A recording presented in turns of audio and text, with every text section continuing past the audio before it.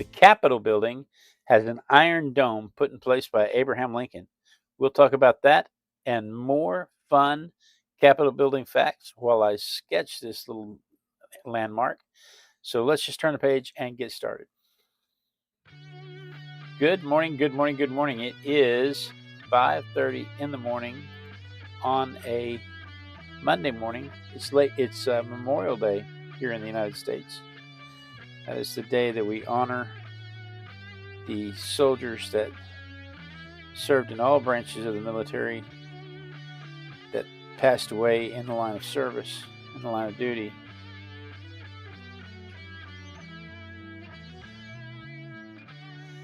And it might be fitting that we're doing an American landmark on that day. But I can't imagine the soldiers that passed away in the line of duty caring much about this particular little landmark. This is the Capitol building.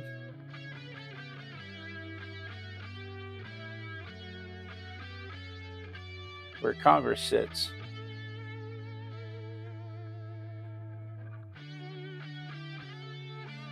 Joe can't space by.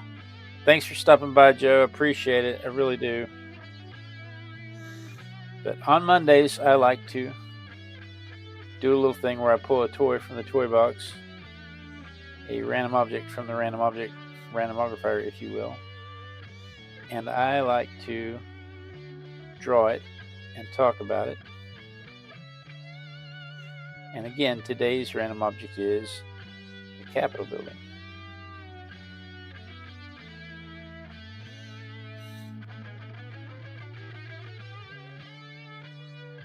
The Capitol building, built in, I believe, the 1820s originally. Wasn't finished. It couldn't have been the 1820s. Yeah, because the British burned it down in 1814. It had to be built long before that. The British burned it down in 1814, so it was built long before that, but it was finished.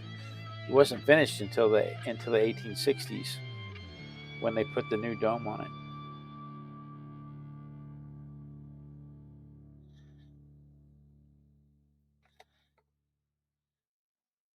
Has a statue on atop the dome of a robed figure wearing a helmet. It was originally supposed to be wearing there's a cone-shaped flop hat that the Romans used to represent freed liberated slaves, and the Congress wanted to use that flop hat on that statue at the top to symbolize that they were free from British rule. But Jefferson Davis argued against it and wouldn't let it happen.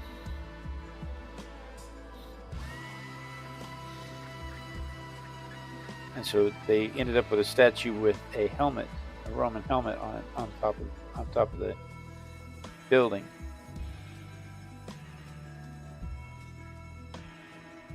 And it's interesting because after that, Jefferson Davis then joined the Confederacy in seceding from the Union.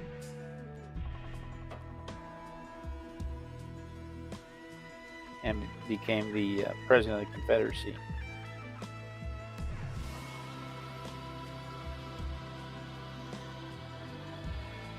Rick's here. Pamela's here too. He's already started. Good morning, Rick. Good morning, Pamela.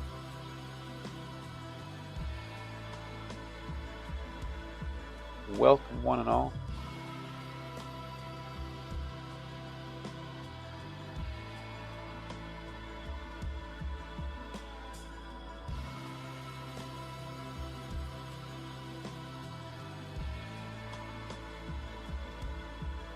I'm focused on my perspective. I noticed the other day when I did the Lincoln Memorial that my perspective was way off. I could break out a ruler and I can make this a whole lot more accurate. But I noticed that my perspective was way off when I did the Lincoln Memorial. And I think the biggest problem is that I've had way too many pencil marks and not enough anchor marks.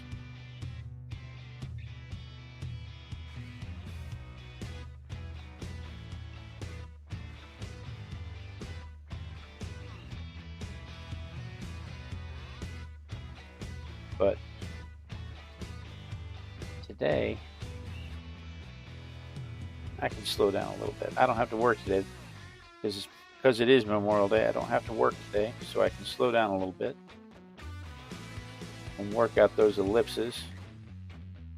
It was originally meant to have a copper dome,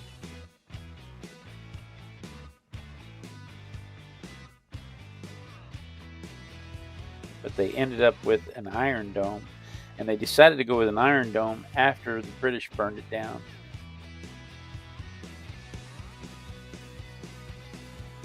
When the British burned it down, they decided to go with something that wouldn't burn.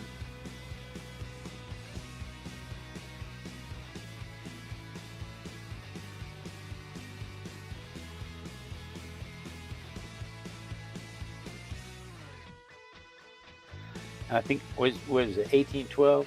When did they burn it down? They burned it down in 1814, so it was the War of 1812.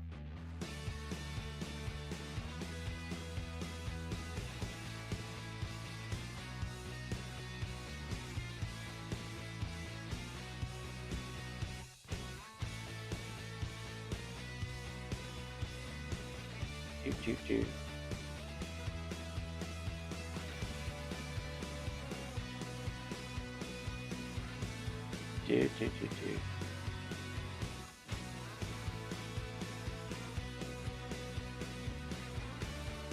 I love arting with you guys in the mornings.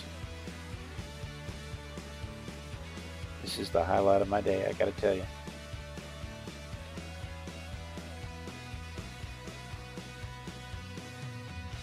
Alright, that's enough pencil marks. I've got enough on there to confuse me.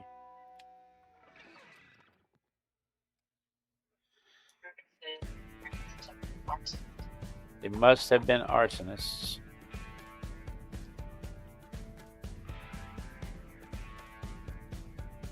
When it burnt down, it burned it all the way down to a shell. But there was a freak rainstorm and tornado in DC that stopped it.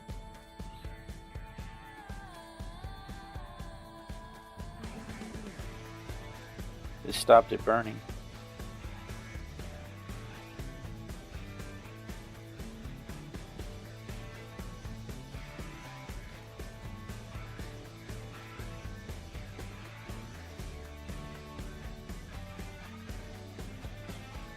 I don't know how many tornadoes they get in Washington, D.C. I can't imagine it's very many.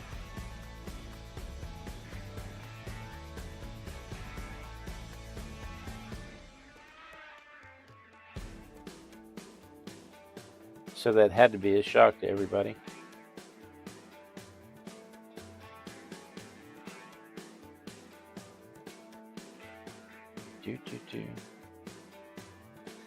The statue on top of the building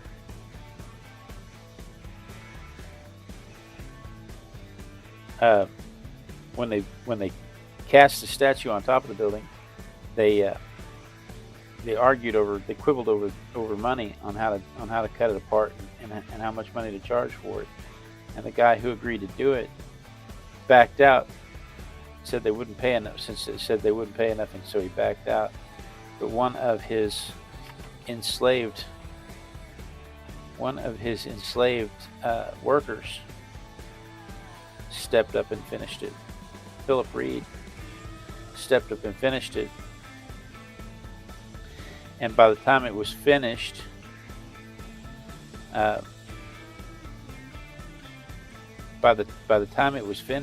the Emancipation Act in Washington, D.C. had taken effect, and he'd been freed. And so he was able to attend its grand opening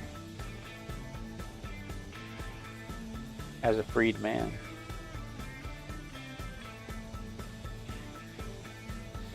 much of the materials for the building were quarried by enslaved people. And it was hard work. It was hard enough work that the people that were having it done offered a half a pint of whiskey a day to the workers. But they don't really tell you whether the enslaved folks got the whiskey or whether it was just the men the handlers that got the money, who got the whiskey.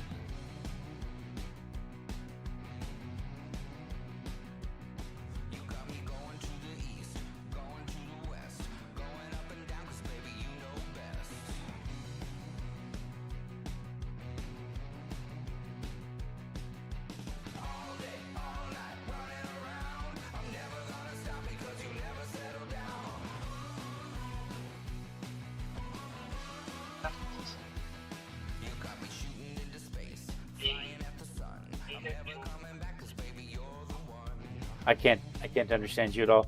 Hey, my religious views, good morning.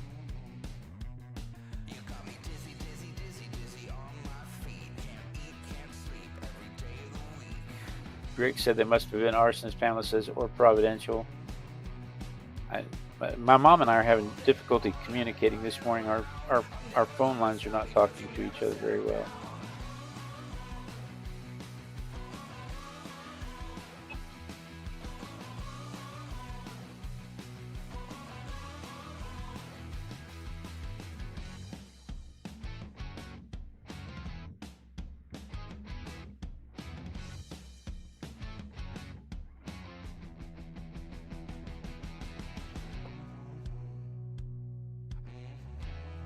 Yeah, there's an awful lot of pencil marks on there to navigate.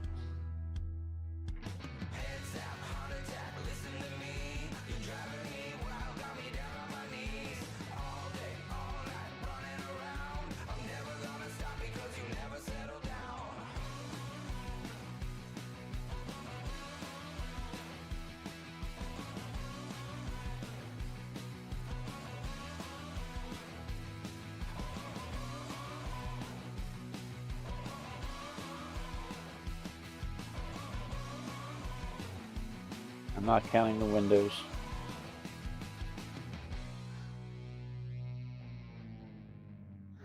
Building has about 1.5 million square feet of space inside it, but it's an oddly shaped building.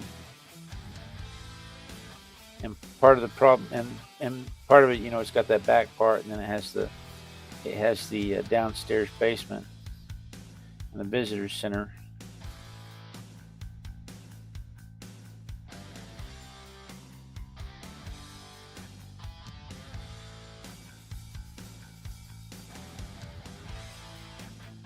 It's only about 750 feet wide or 750 feet long by 35 feet wide. But like I said, it has the visitor center inside it in the basement, and it has an odd shape to it. It's how you get the 1.5 million square feet of office space and the like.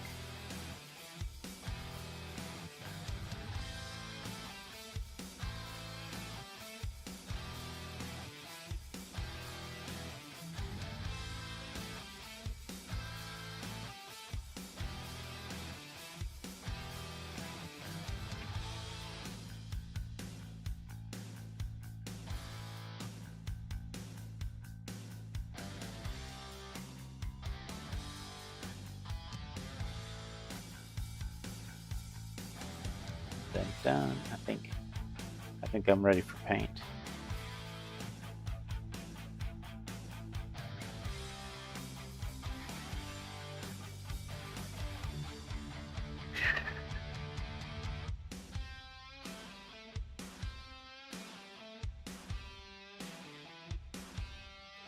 The dome wasn't supposed to be that big. It was supposed to be a small copper dome, but Thomas Walters never liked that design, so he had a drawing made up with this huge, tall dome on top of it, and he hung it in his office. And every time other Congress critters came in to visit him, they would see it, and they loved it. And so they were all convinced that that's what it should look like.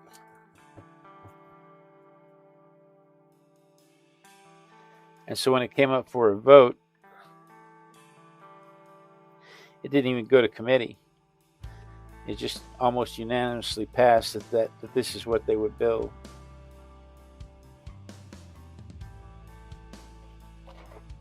The dome has, there's actually two domes. There's an outer dome and an inner dome held together by trusses.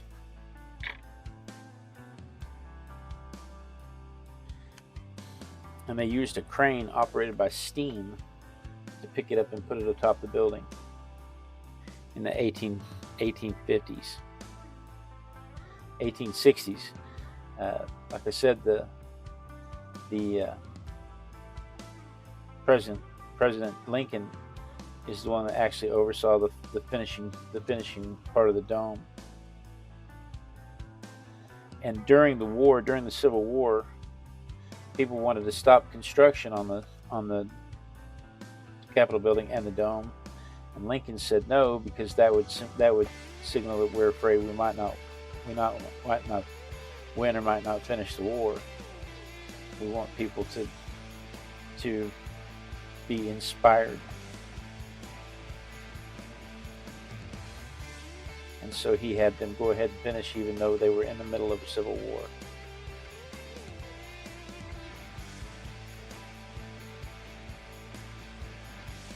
I like learning about the history of stuff like this. I like hearing the stories about how they came about, what made them decide to add this feature or that feature.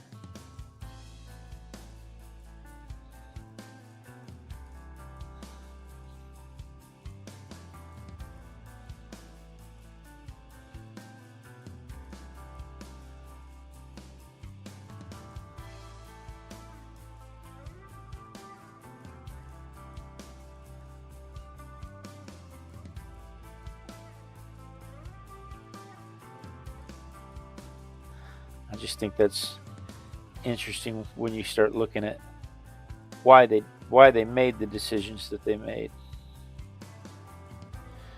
You look at stuff all the time and you say, well, this is cool, but once you hear the story of how it happened, it's so much more interesting.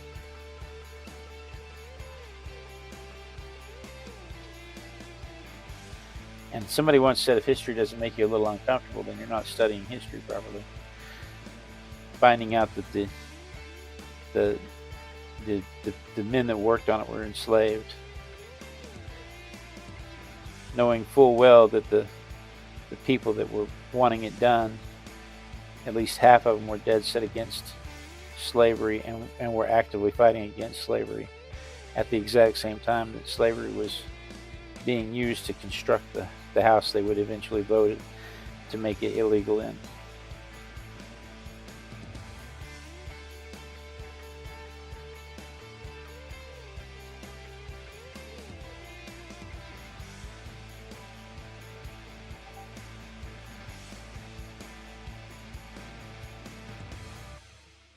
I do want a fritter. I didn't get a fritter yesterday, Rick. I went to the doctor yesterday.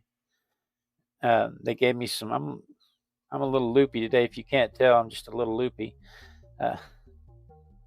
But I went to the doctor yesterday instead of going to get a fritter, so I do want some of your fritter.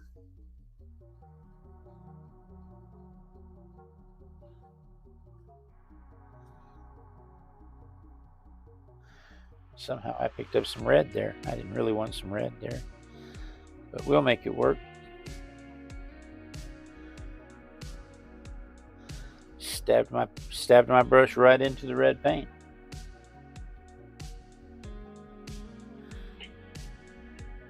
I blame the medication.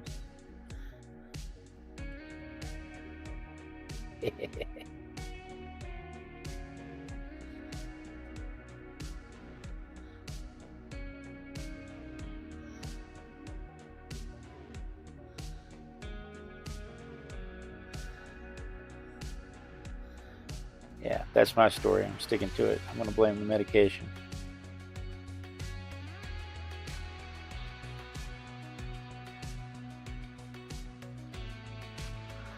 I can go get a fritter today, I guess.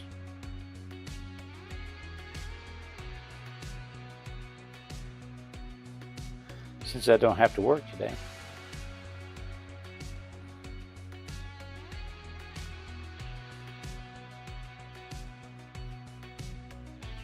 Get to work. I don't get to work today.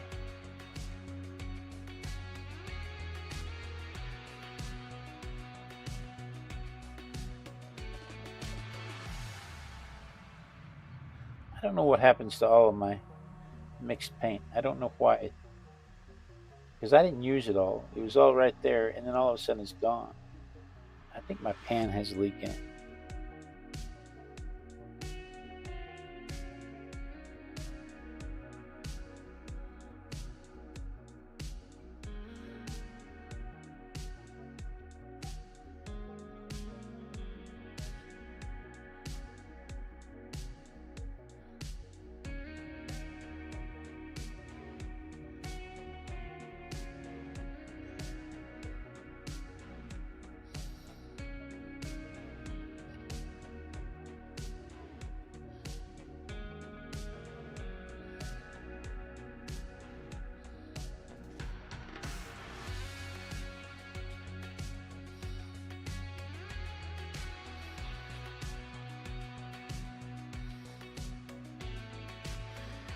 Okay.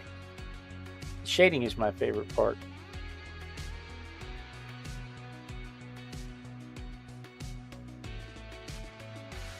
If you can't tell. That's the part that makes the whole thing take shape. Gives the whole thing dimension. Dimension, not dementia.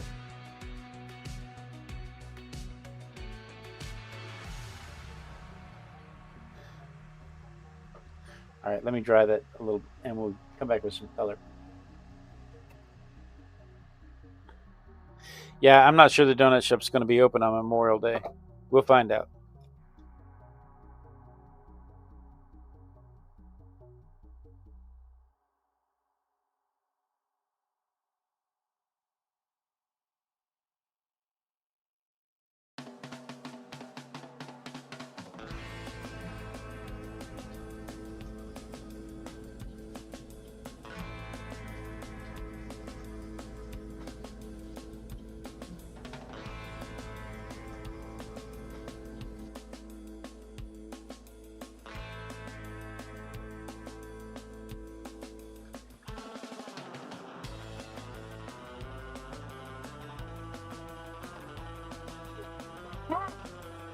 Been attacked. Knocked everything off my shelf. All right, let's see. If you want something to appear white, add a little blue to it, right? But not too much blue.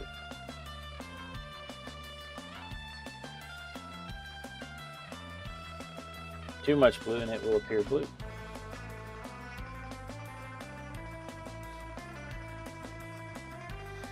So we're going to blue this up just a little bit, except right around the highlights.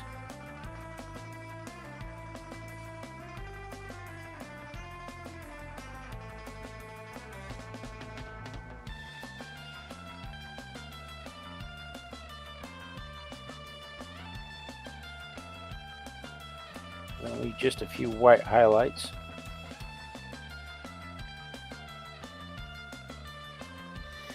One of the best exercises I ever tried was painting an egg.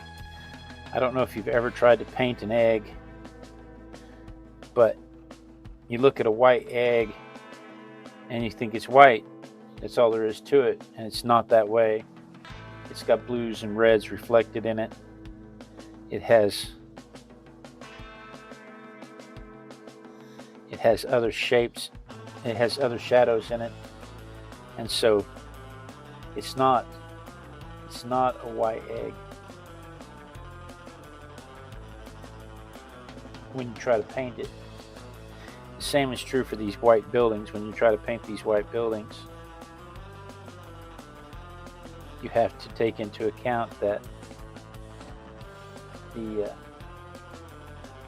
colors around it are reflecting into it.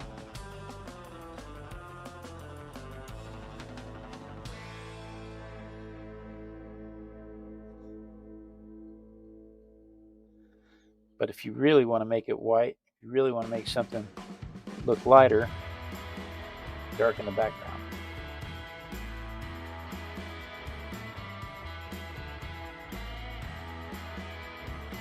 Be sure and go over the shadows when you do.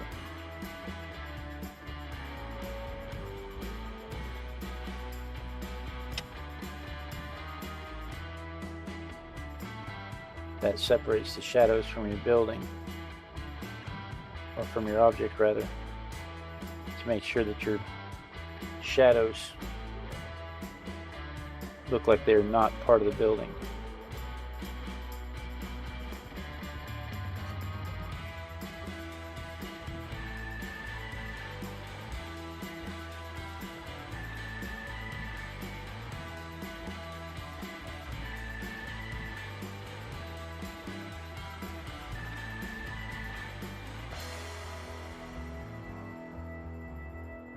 Can't see anything with my hand in the way, can you? And that's why it's bad that I got the vermilion in that shadow right there of the building, because now that looks like it's not attached to the building.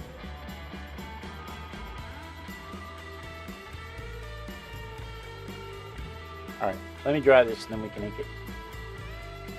Pamela says vermilion.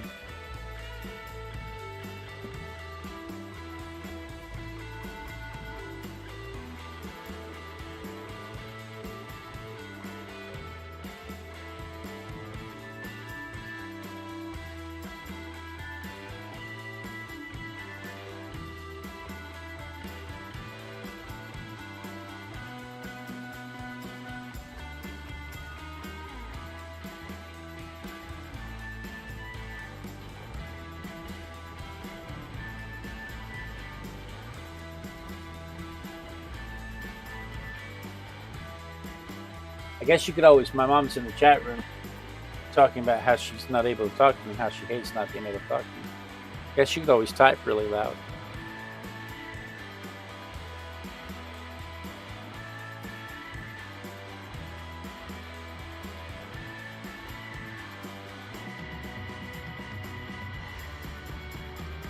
We went to the Houston Museum of Natural Science. Did we go Saturday? And they have the I don't remember if it was the Declaration of Independence or the Constitution. We didn't get to see it. They have it on display there, but the line was too long, and you couldn't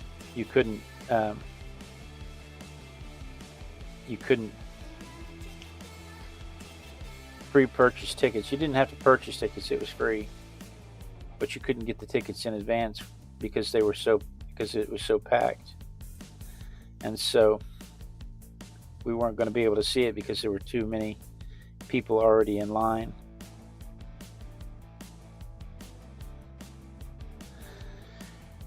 Part of me is really upset that I didn't get to see it. Part of me believes that we would have done a national treasure scene, like Nick Cage trying to run out of the building with the Declaration of Independence in our hands.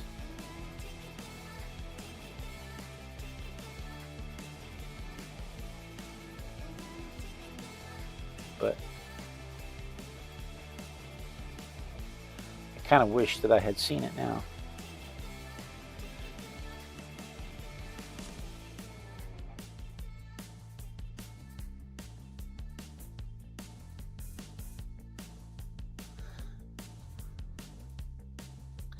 You just get essence of window over here.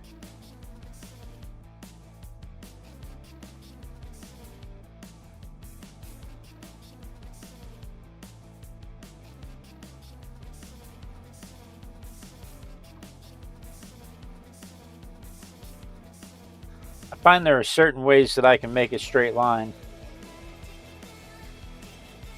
And it's better if I just turn my book to make the straight line than it is if I try to make the straight line in the at the wrong angle.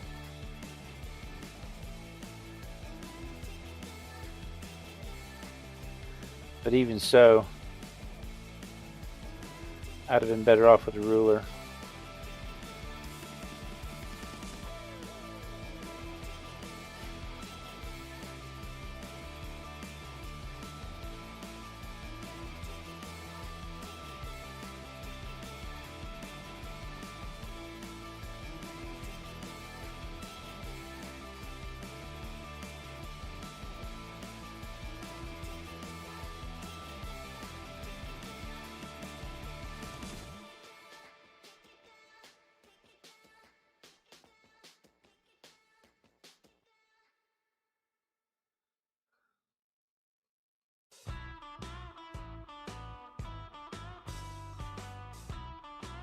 Can't talk, Arting.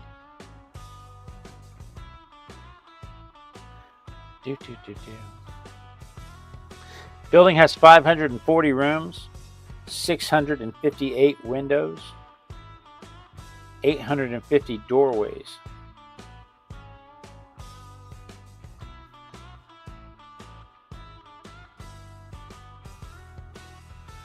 Can you imagine counting all of that?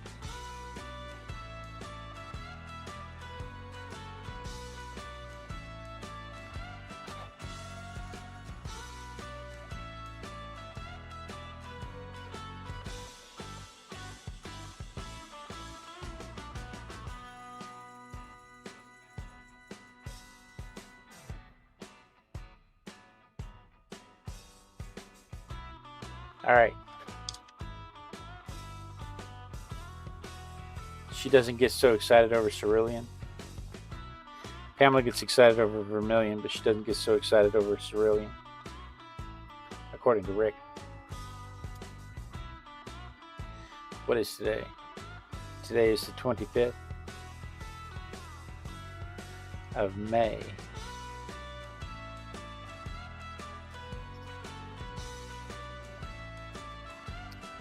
How many pages are left in this book?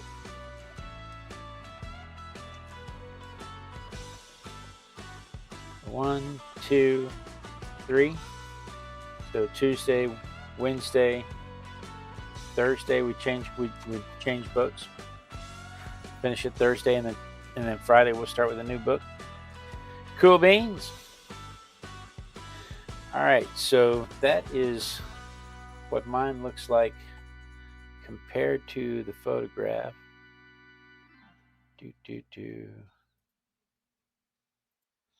Let's see what it looks like from my perspective.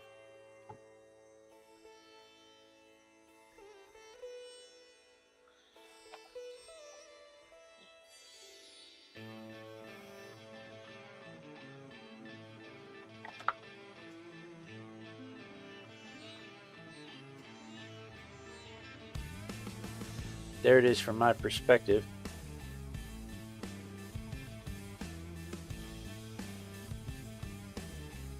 So that's what I did this morning. Tomorrow